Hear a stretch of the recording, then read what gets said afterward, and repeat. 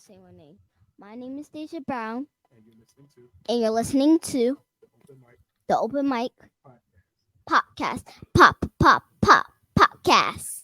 You look like saying that, why don't you? Uh-huh.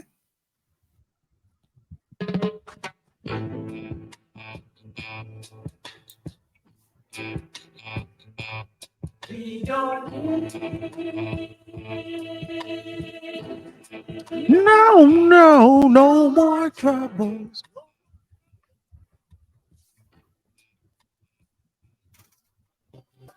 Oh,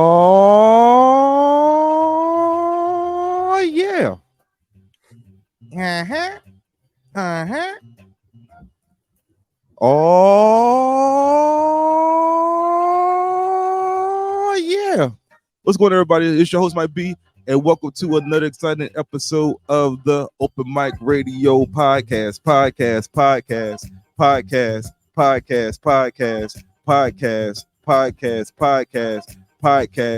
Yeah. Hey, what up, everybody? I got my homegirl, Liz Booker, in the building. Elizabeth Booker Houston. I had to say her name right correctly the first time. One time I introduced her, I introduced her as Elizabeth Houston Booker because I'm an idiot. You might know her from some of her tirades and rants on the social media. A sweetheart though. Don't let that hard shell on the internet fool you. Sweetheart. She makes sweet tea from scratch. She brews it. She's a Southern belle. She's a lovely lady. Very funny comedian. Talented. I also just made a pretty delicious sandwich. I made a egg and bacon with a little bit of spinach, dried spinach. So I eat a little healthy. I got a massage too, and I bullied her to be on the podcast as well because I'm very irresponsible. My timing's bad. So it's good to check out my last episode with Angel Penn. I just recorded that one. That should be out currently. So give that the views, the likes. Thank you ones and twos for coming through. I'm going to shut my mouth. And I'm going to bring in our guests. Hey, Liz. Hey, How you doing? I'm good. How you doing? I can't complain. I would, but what about this to me anyhow? Real quick, what's your favorite color? Purple, black, or red, or yellow? Why are those the only choices? Oh, that's all I have in front of me. Okay, purple. Okay, cool. Because We're Minnesota gonna switch out. Vikings. It's a tradition. It's a tradition. I always do the start new episode with the old episode, whatever they call this thing, wind buffer thing. Then then if I'm by myself, I like we're gonna go to this color. If I have a guest, I make the other person pick the color. That's what I do. I like it. I like it. So you know that this podcast is specifically for you. This is Infrared Crypto, by the way. He gave me this beat. I'm gonna turn this down. It's a good Yeah. What's up, Liz? Nothing. I'm sitting here. You said don't let her fool you. She's sweet. I'm a thug. She's not a thug, yo. I met her in person. I hang out with her all the time. Not a thug, not even a little bit. I think she can fight, and she might have the strap on her, but that's about it. I mean, fight a little bit. Don't You know what? Yeah, stop messing with my reputation. I'm supposed to be tough. Oh man. So I don't know how how did I meet you? Oh yeah, I remember so a lot of for people who don't know, who follows Liz just on her social media, she's a wonderful stand-up comedian. I booked her I think earlier this year for one of the approves, right?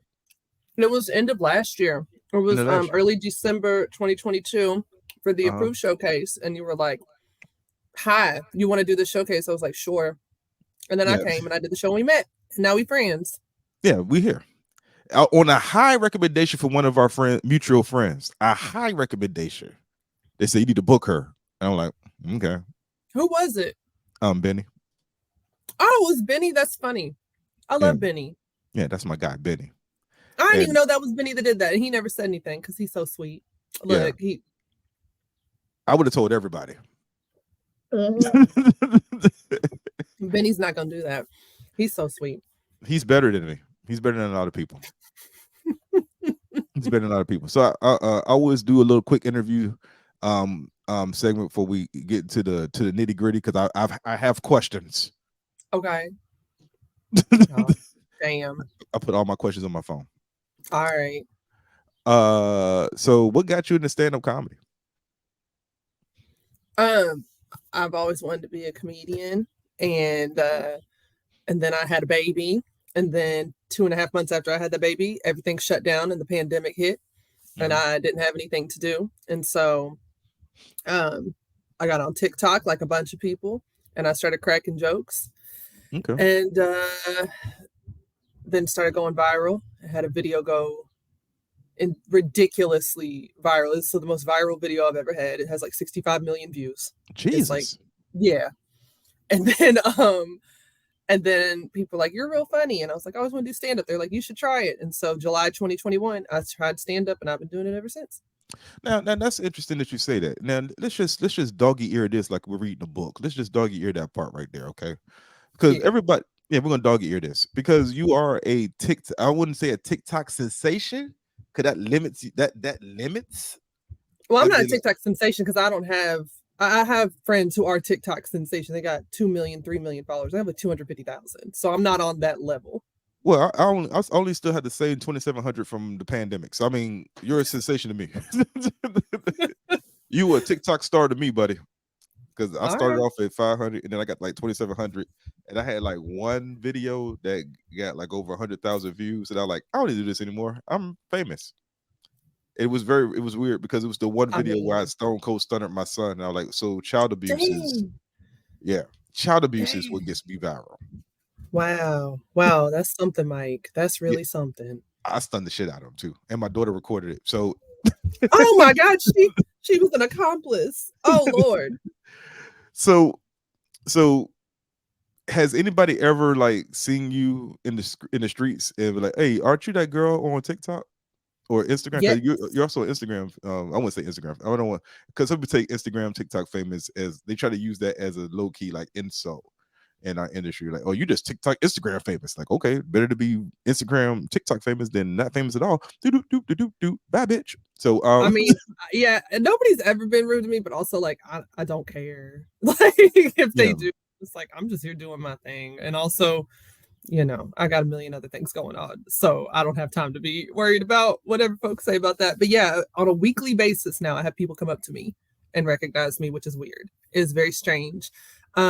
And then when you saw me this Sunday, because I featured for Jasmine W, and I was hiding in the back in the green room while she did her meet and greet, and there were at least 4 people who came up asking if they could meet me, which was crazy to me and then this one dude, he was like, you did a video about qualified immunity, and I'm researching qualified immunity and now writing a paper on it, like telling me the stuff they had seen in my videos. I was like, oh, that's crazy. And they were so nice, but I was in the back, like eating and hiding in the corner behind the door, and then they asked if they could take pictures of me, and then after I finished, I realized I had food in the middle of my teeth the whole time.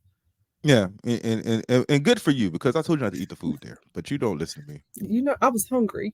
Yeah, I could have ran and got you some tiki taco, could have ran and got you some Z burger, but nope. He was like, I want the food here.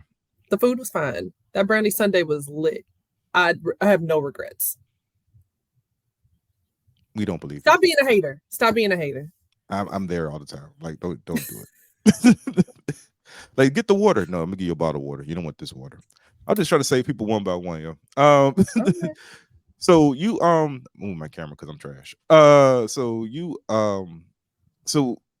found so before you was recording your videos, was you just recording a wide range of videos, or was you always in the political lawyer, because you were a lawyer by trade? Yeah, lawyer and a scientist.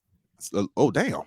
Yeah, I was a scientist at the time I started with the Summit TikTok. I was doing a formative and evaluation research on tobacco, tobacco use among youth and young adults. And then a year later, I was like, okay, that was fun. And I went back to privacy law. So now I'm a privacy lawyer again. So that's what I do. So I flip-flop. So you're so smart. You got bored with being a scientist and said, I'm going to be a lawyer now? Yeah. Damn. And I'll probably get bored again, go be a scientist again. I don't know. Like, what was your IQ? What's your IQ? I don't know. You know your IQ. You got a number. You got a range. I don't know. I don't think those IQ tests are even like valid. Like, I don't think they're valid.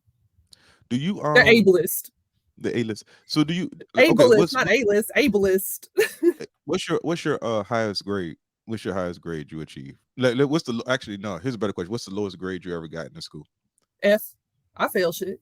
I don't. I'm very type B. That surprises people. I'm a very type B student. I didn't want to stress my grades. I'm the first person in my family to graduate high school, so I didn't have a lot of pressure.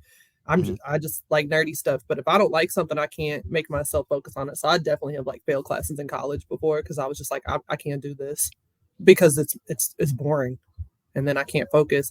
I've made C's, math, calculus, made a C. Like I don't like math like that. Statistics is fine. That's like all you need really to do the research that I do. But like I don't need to do like differential equations and stuff. So I didn't go that high up in math. I don't even know what you're talking about. That's how smart you are. The lowest grade I made in law school was a C. I hate criminal law. I made a C in crim law. I ain't got no reason to. I don't do criminal law. I had no interest in criminal law, so I didn't really pay attention to criminal law. Is criminal law like the equivalent to like learning a foreign language? No, because I've learned foreign languages. It's more boring. Yeah. I don't like criminal law. It's so boring. It's especially so when you see it on TV, right? Like, okay, I like true crime. I like watching interesting stuff, but like actual like criminal law, like 9 times out of 10, it's just like I'm gonna get this dude off for this DUI. This guy robbed the store. Like you're not really handling like really exciting stuff. Okay. So you was a scientist, and then you was like, I'm gonna go to law. Yeah, I graduated undergrad. I studied psychology and cognitive neuroscience was like my focus, and then I went to Brazil and I worked in a biochemistry lab at a university in Brazil. It's an NIH funded thing, and I did He's working for them.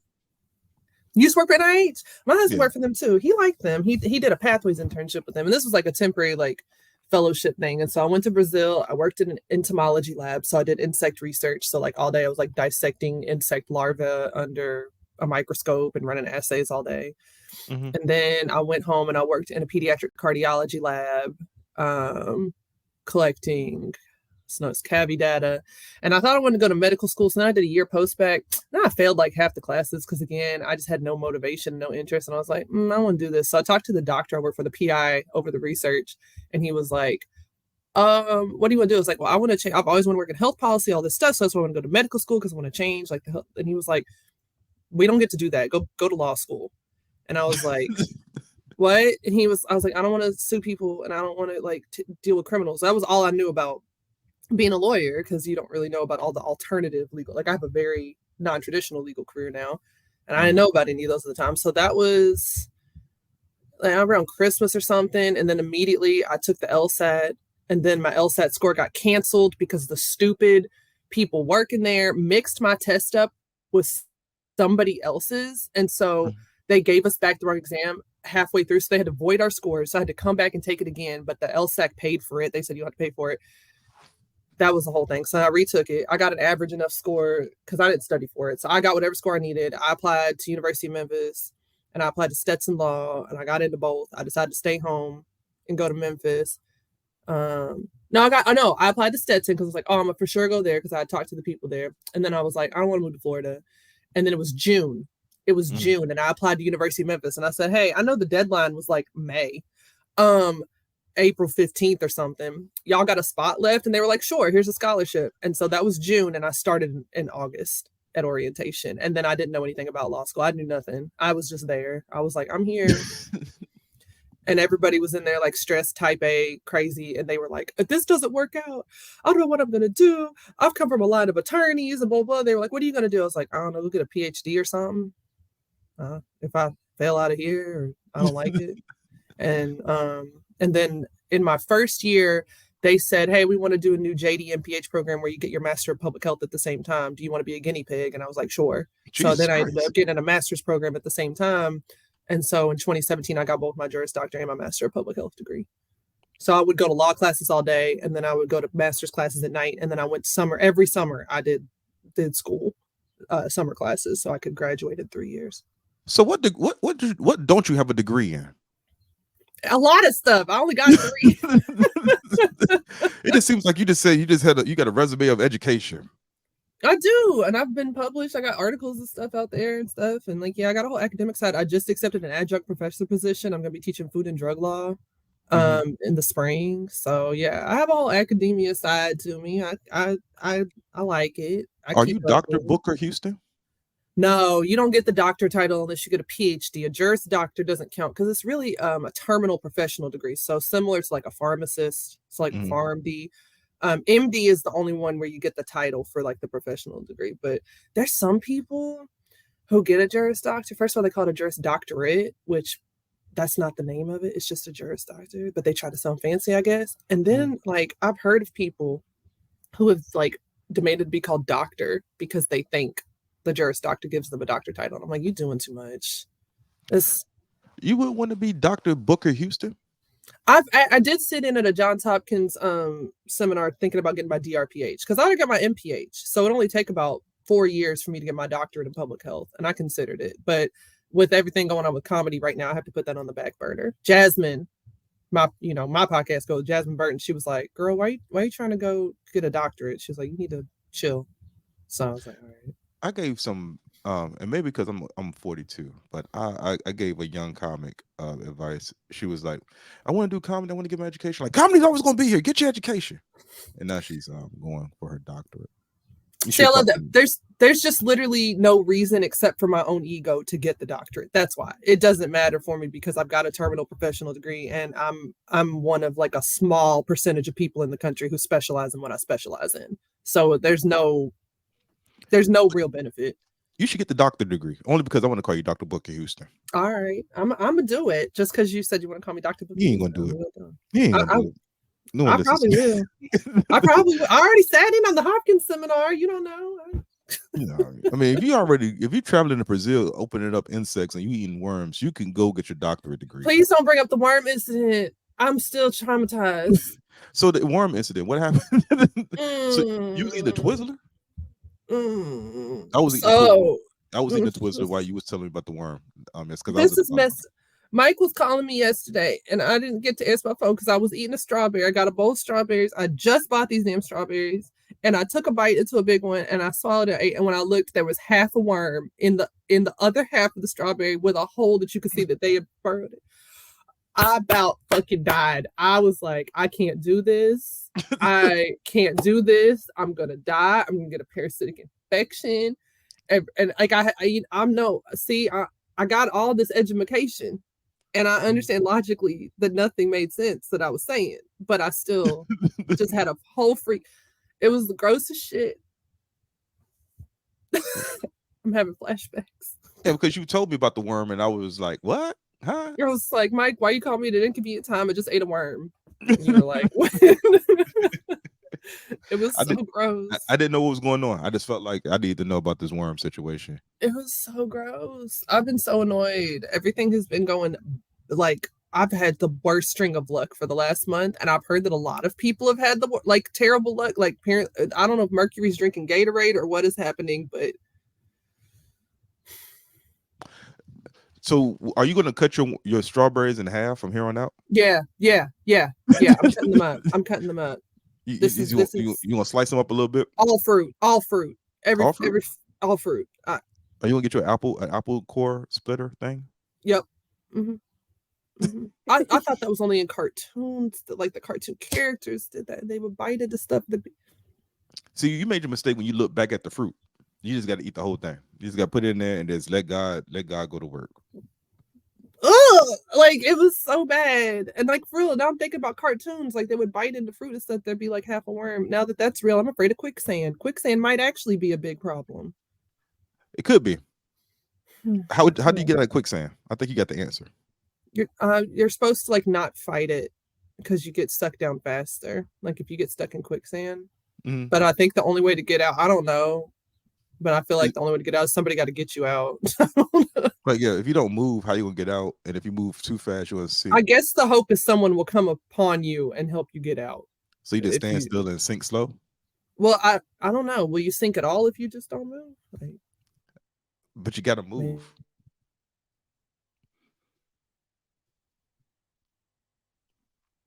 How you move in quicksand? I don't know. I thought I lost you. I thought Anyway. I lost me too. Yeah, it's my Wi-Fi. So listen, so you are a TikTok. I don't know how we veered off so far from TikTok. I don't know. You asked me about my education background, and it's extensive. I didn't know you. I didn't know it was good. I didn't know it was so long. I'm be honest. With you. It was almost 10 years of school. Yeah. Yeah, I didn't know it was so long. It took me off guard, but that's why we do these things, because a lot of people only see you get ready to shoot people, but they don't see. Yeah. They don't see the softer side of Elizabeth Booker Houston, who has every degree in America, minus the doctorate. Minus the doctorate. Yeah, minus the doctorate. You should get the doctorate. Okay. So I call you Dr. Elizabeth Booker Houston. So that's right. So you do your TikTok videos or Instagram videos, right? Did you do an assortment to figure out what lane? Because everybody keeps saying you got to find your niche, and then once you find your niche, you got to ride that niche to the cows come home. Like, I just post what I feel like. Yesterday I posted a get ready with me video to like a ridiculous sound doing like skincare. Sometimes I do those AI videos where I pretend to bully Joe Biden in front of the White House. Then I do educational stuff, and then sometimes I just do skits. I posted a grief joke, a dark humor video today. I don't know. I just be doing what I feel like. I know what people talk about having a niche, and like maybe I'd have a lot more followers if I did, but I also don't post consistently. Like sometimes I've just gone 2 weeks and not posted. Yeah, I'm like that too. Like I'll go like maybe 3 months, and it's like constant posts, and I'm like, all right, that's good enough. Yeah, right on these reruns. Yeah, sometimes I'll get like. That's the thing too. I've been realizing I can repost a bunch of stuff on Instagram because I just started focusing on my Instagram. I didn't have a big Instagram following until this year. So I just started deciding to repost the same stuff, like cross post to Instagram. And now I got a Patreon that I just launched like this week. So I decided to post there too. But I can go back to TikToks from years ago and repost on Instagram because those people never seen them. And then I go and, share it over there. Now someone just text me. So you just in your comedy career, you opened up for DL. I did. How was that experience? He's the nicest person. First of all, the Kings of Comedy. I used to replay. This is going to age me. I used to play that VHS all the time after school and learn every joke, every damn joke. And that's one of the reasons why I want to be a stand-up comedian. I was like, this is the coolest thing ever. This is funny as hell. Like I still think of like Steve Harvey where he's standing on that damn table with that napkin. If you've seen it, talking about the Titanic, get some wind in that napkin and try to sail off. And so it's crazy that I got to be not only in the presence of a king of comedy, but open for him. And it was nuts. And you said you knew this was going to happen, which I didn't know was going to happen, but he had Thursday, Friday, Saturday, Sunday, 2 shows a night, 8 shows. The Improv, and I was supposed to go open his Thursday night 7:00 show, and that was all I was going to go do. And then he asked me to stay for the next one, and then they asked me to do the next, and then he was like, I just want you to open the whole rest of the weekend. And that was really unexpected to me because I thought I would just get my little and they gave me more time. Like I think at one point I got 15 minutes opening. Like they gave me a little more time here and there to do jokes, and so that was really, really cool because I was not expecting that. He's a super nice, very humble person. Talking politics with him in the green room was really fun. Yeah. And you met Joy Reid. Man, Joy Ann Reid. We talked politics for probably about an hour. And she is just so smart and fun. Her husband was with her. He was great. It was just really nice to be able to, talk to these folks who I've been following and watching their content for so long and like all, get to hear their political opinions like in person, and so that's been really cool. The reason why I knew was because I booked you the same weekend, whatever. We don't talk about my secret identity. But I was like, you got this. And actually I was I have faith in Black women, so I never doubt a Black woman. So I was like, oh yeah, he's gonna take you for the whole weekend, and he has to. He was so nervous. You was like so nervous that you scared. You was like, I don't know what to do. And I'm like, you got this. Don't worry about it. He's gonna take you on the whole weekend, and he's gonna pay you handsomely, and then I'm gonna walk away.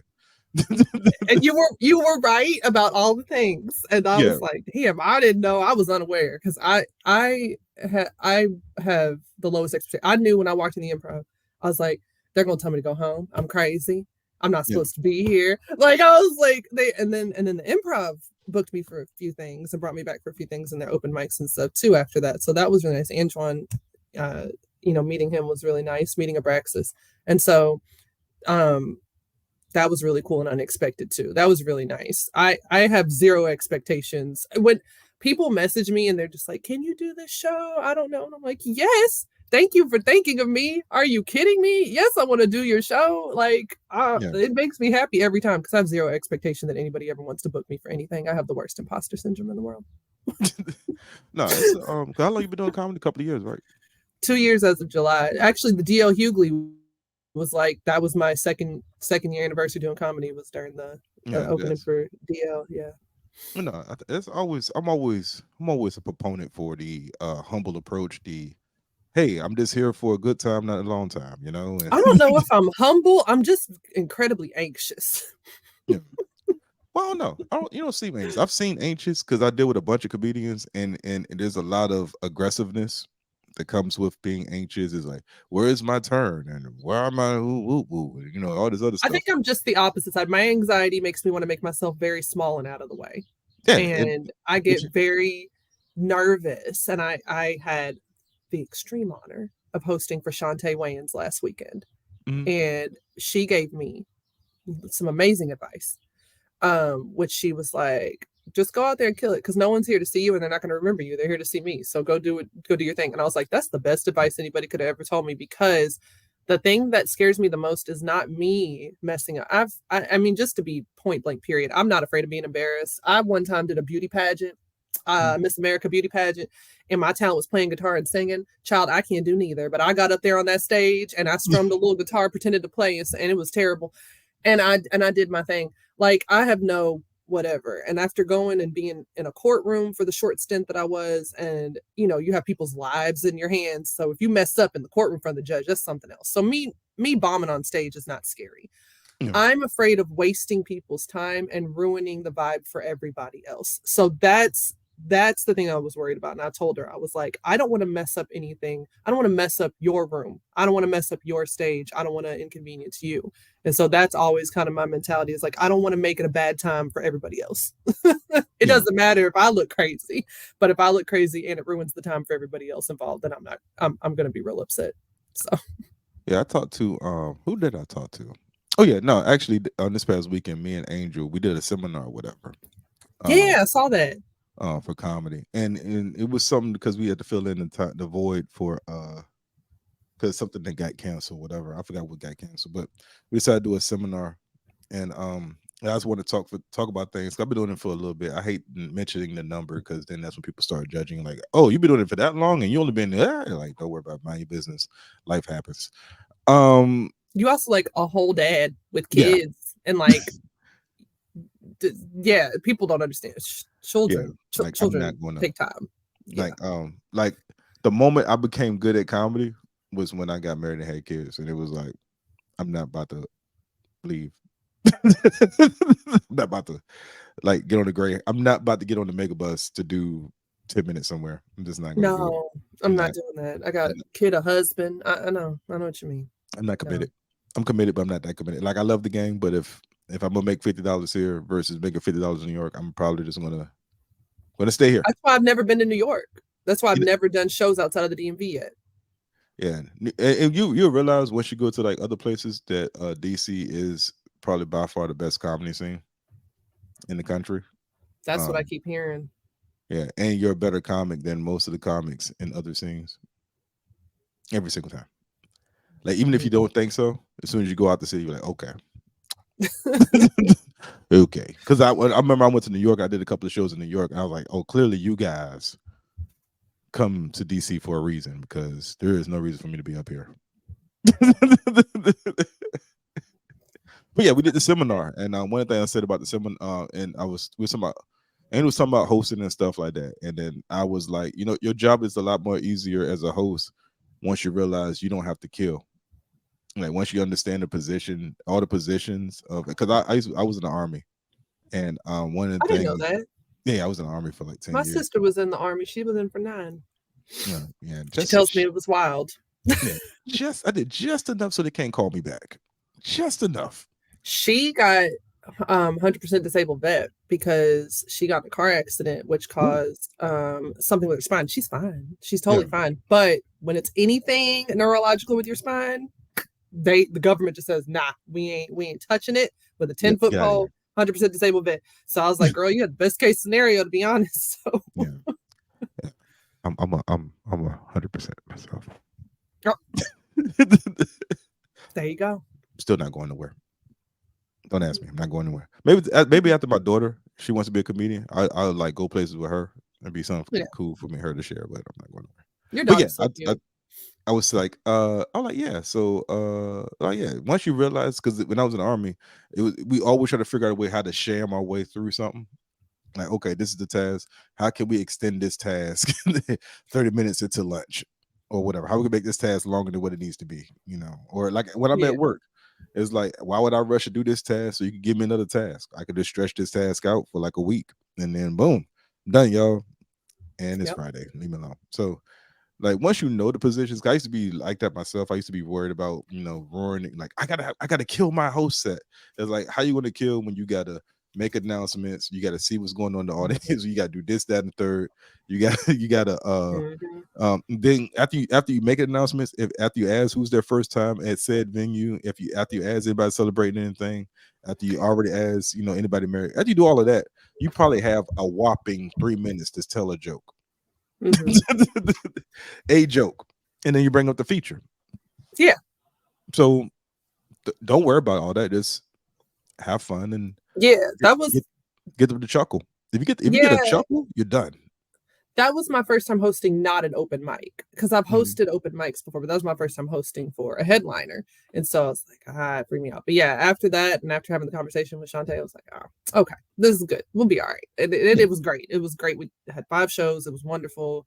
And the best part was just getting to learn from, seasoned comics and get advice from them. And that's been the coolest part of all of it, is the interactions, the social interactions, getting to know people. Especially after so much isolation with COVID, and I was still pretty new to the area when COVID hit, and I'm a new mom. So, all of these things combined. So it's been really cool to meet people, get to know people. I'm glad that like vast majority of my interactions in the comedy scene have been very positive. Because I don't know how to not wear my emotions on my sleeve. So I'm glad that I've never had to have a negative moment with somebody. Yeah, that's it's gonna happen eventually. Yeah, I know. And I'm not I don't know. I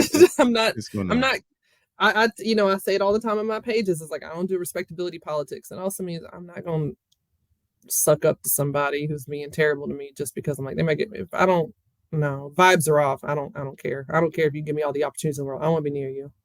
Yeah. Like, I'm good, guy. I'm good. Yeah. You see I'm not what I trying had to to do? be miserable. You see what I had to do? I was like, look, but I ain't gonna say it online. But you see what I had to do? I was like, okay, I had about enough for this, and I had to. So I gotta create some boundaries here. Yeah, boundaries are super important. I think it's nice, like coming into this when I decided to, as opposed to when I was younger, because I did little comedic things like throughout my life. Like I used to do nerd nights. I don't know if you've ever been to a nerd night, but it's where nerds, experts in something, they do a PowerPoint presentation on whatever thing they're an expert in, but you make it really funny. You make it really funny, entertaining. People, it's like usually at a bar, people buy tickets. And so I did that. There were about 100 people at the nerd night I did in DC in the audience, and it was so fun. I did that in 2018. I had done Nerd Night in Memphis in 2017 because they're, all over different cities. And it was just so fun. So I've done like little things like that. I used to do like the little it's called Flaw Review, where you do skits at law school at the end of the year and stuff, and like don a fake mustache and act a fool on stage, like little stuff like that, but never really to get to put my all into it. But there's something about not getting into comedy until in my 30s and being established and being a professional and being a mom, being a wife, because while I do have the imposter syndrome of the constant surprise that people actually want to book me, I am very confident in who I am as a person, and I'm not going to waffle on my morals or my ethics or whatever. It's just not going to happen. Like, I'm a very, very, I know who I am, and that's it. So. Well, yeah, no, it makes. I got into comedy right around 27. I'm 42 now, so it was like 27, whatever. And I couldn't imagine being like early 20s doing this. No, and there's some young comics in the scene who I'm regularly blown away by, impressed by, because of the level of maturity, how grounded they are, that I've seen. Mara Finer being one of them. I love her. She's young, but she carries herself so confidently. And I didn't know she looks young, but I didn't know she was as young as she is, because of how sure she is of herself, how grounded she is, and how professionally she handles herself. Like, she does so well. And so I've seen that with some folks that might not have been me at 20, 22 or whatever. Like, I look at some of these guys like, whoa, you are impressive. Because if you really want to Russell Mara's feathers, say something about a bagel and just watch her go. Watch her go off. I might have to do that. Just be like, I want a toasted bagel, and she's like, you don't toast bagels. Like, she goes off. She goes off. I will do that. Like, full. Like, she goes to bagel conventions, which I didn't know was a thing. Like, it's just a whole mess. And I'm not true. I like, hey Mara. She's like, what? I'm like, I'm about to go toast this bagel. She's like, you better not toast that bagel. And it's just crazy. She's so funny. I'm gonna do that next time, and I'm gonna blame you. I'm gonna let her know that you sent me to bully her. Yeah, do it. I bully everybody. I'm a protector and a bullier. I'm a protector and a bullier. I don't know why. It gives me my laughs. They were like, okay. Oh, I found out this. Because somebody was like, yo, Mike, you everybody says that you're nice and everything. Like, oh, I'm nice. I talk to everybody. Nice. I don't talk to you. Like, I mess with everybody. Like, I was messing with you about the worm and everything. But like, if I don't mess with you, like, if I don't say nothing to you, 9 10 times I don't like you. That's how I am. Yeah. Like, I told you, I said, go be nice to my best friend. Why she get in the car with me later? Go, yeah. He walked up to me, was like, I was told to be nice to you. I was like, see, Mike, you were so literal about it. Catherine was like, yeah, he walked up and he was like, because she was one of the 3 white people at the Jasmine W show, and she said that she was in the back by the bar set of the bar, and she was dying laughing the whole show. And then this black woman went, I know this show's good. This white girl over here is cracking up. Like, pointed at her and stuff. And then you came over with I was told to be nice to you, and like, so she just had a whole bunch of interesting interactions, and I was laughing so hard. I was like, I'm sorry, Catherine. So I bullied my best friend. I set her up. Yeah. Now, speaking of best friends, this is a terrible segue as we wrap this up. I gotta hang out with your husband because he's a wrestling fan. Yes. Oh my God. I need him to talk to somebody else about wrestling. He's got to talk to somebody else. I can't sit there. Yeah, y'all got to meet. We got to set this up because you're not going. He's your husband. He just wants to talk a little bit about Brock Lesnar, a little Bill Goldberg. I don't want to hear none of that. I don't want to hear. He sent me a TikTok. I went in my DMs. He sent me a TikTok, and again, what was it about? Wrestling. And I said, yeah, y'all got to meet because he needs to talk to somebody else about it. I can't. I got a whole. It was funny because that's how I actually met Brandon. I knew Brandon for a long time. As a comedian, and then like we didn't talk like that though. It wasn't like it was like we were best friends then. It was just whatever. And then I found this wrestling group. All right, it was a wrestling group where we cut promos and we act like we're wrestlers. We do everything but the actual physical part. So like me and you cutting a promo against each other about how we're gonna face each off, and I'm like, yeah, I'm gonna put worms down your mouth and I'm gonna clothesline you and all this other stuff. You're like, don't bring up the worms, I'm gonna kick in your ding ding. And then it's very violent. But like and then the booker would pick who wins the whatever. Anyway, and that's how I met Brandon, and I found out Brandon was a wrestling fan. And the one thing about wrestling fans is we know our community. Y'all do. And Billy started posting content. He decided to start making videos. And the two things, he's a bookstagrammer, book talker, whatever, because my husband's a writer, and wrestling. So those are the two things he posts content about on his socials now, is wrestling and books. And those wrestling fans get in his comments and they just like, they fight each other over like the dumbest stuff. It's just, I mean, it's serious over here. It's so serious. It's so very serious. I know he's like, yeah, so y'all gotta meet because you need to go to somebody else's house to watch these pay-per-views.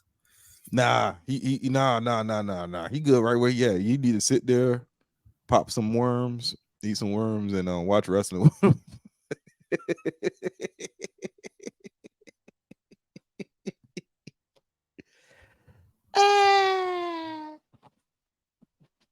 Yeah. Did you freeze? Did you freeze? Let me move my mouse. Did you freeze? I did. Okay, there you go. Didn't move my mouse. Did you freeze? Hello? Is it back now? Yeah. Hey. Nah, this has been fun though. This has been fun. Yeah. Thank you, Liz. It took us 3 days when we got here. We did it. Yeah, I blame you for always flicking out on me. And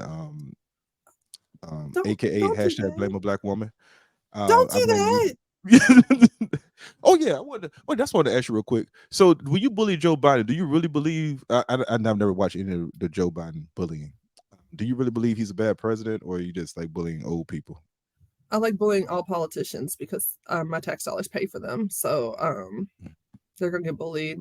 I just what do my followers always say whenever we get like somebody that yells MAGA 2024 or whatever they almost say, we don't worship politicians over here.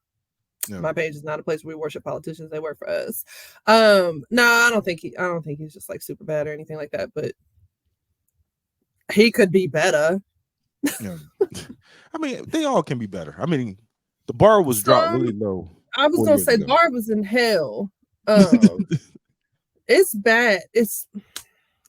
We're not gonna get into it, Mike, because then I'll just be ranting. We're not gonna do this. No. We gotta circle back there. I gotta get you back. But okay. Speaking of getting you back for the podcast, you and Justo and Jasmine, not Jasmine with a W, have a podcast. I ain't seen no episode though. I ain't heard no episode. Jasmine Burton. Yeah, Jasmine. I ain't seen no. I say not Jasmine W. Jasmine Burton. Oh, okay. I ain't seen no episode. All I saw was one video. I ain't seen no episode. I ain't seen no. I ain't heard no episode. I ain't seen no video. We have 2 episodes and 2 videos up. I have to upload the third because I messed up with the third one, and I gotta fix it. We just record when we be recording. We don't have a schedule, and when it's up, it's up, and that's it. But there's 2 episodes up, and it's on YouTube. It's horrible. I know. Just be like, we just got together, but they have a Zoom meeting. Don't even call it a podcast. Look, my followers ain't got a problem with it. That's all I know. They just like when she posts stuff, we hear, and so that's kind of how it goes. I'm like, the only thing that I have a guaranteed schedule for is on my Patreon. Now I'm gonna do a monthly newsletter that like breaks down some like hot political and legal topics, and then a longer form video going into more detail about the topics I do on my reels and stuff. That's the only guaranteed thing that's like on a schedule. How long does it take for you to research what you're going to do a reel on and then go off, Queen? I don't know. I just make videos about the stuff I read. Oh, so you do it on the fly. Yeah. Like I will read a Supreme Court case, and then I'll be driving my kid to school, and then I'll think of what I want to say in the video, and then I'll park, and then I'll make a video, and then I'll post it, and then I'll keep going. So you just up here rattling off Roe v. Wade quotes and chapters and verses like it's the Bible from memory. Yeah. I was a court champ in law school and stuff. And the thing that was the most impressive and would always give me points with the judges is I dropped Penn sites. Mm-hmm. Penn site, to give you perspective, anybody who's got a legal background, they already know, like, damn, that's crazy. To give you the perspective of how crazy that is where I would not only quote a case directly, but I would give the exact page that the quote was on when making the argument. So I might say, in the case of Smith versus Smith, they clearly stated, and you can find this, Your Honors, on page 39. Like, I would just, when you're not even expected to know direct quotes in argument. If you could just summarize things from the case, but the fact that I would be able to summarize it, then give you a direct quote, and then give you a pin cite was just like, woo! Like the judges would just be like, God damn. So made my job easier. Yeah. So that's what I do in the videos. What you charge? What's your lawyer fee? So I don't practice. I'm not licensed. I do not practice, and that is on purpose because I don't want anybody asking me to help them with DUIs or nothing. That's why I said I'm a very non-traditional legal field. So I'm a subject matter expert. My rate is $200 an hour for private consultation on my areas of expertise. Okay. Yeah. So what is it with a military discount? You want a military discount or you want a mic discount? I want both. I want a military discount, and then I want you to and then calculate the mic discount. Your rate is you gotta go run and get me some good food when I come to the approved show next month. I got you, and I'll make sure it's worm free. I want to thank Liz Booker Houston for coming out here this evening. Thank you, Liz. Thank you for coming out. Thank you for taking a little time out to be with your boy, your guy. Thank you for having me. This Not is a fun. problem. As I always say at the end of every podcast, thank you and good night, everybody. I don't know why I do that because it's clearly daylight, but whatever. Oh, okay. It's my thing now. So it's fine. They know it's me. It's good. They know it's me. It's good.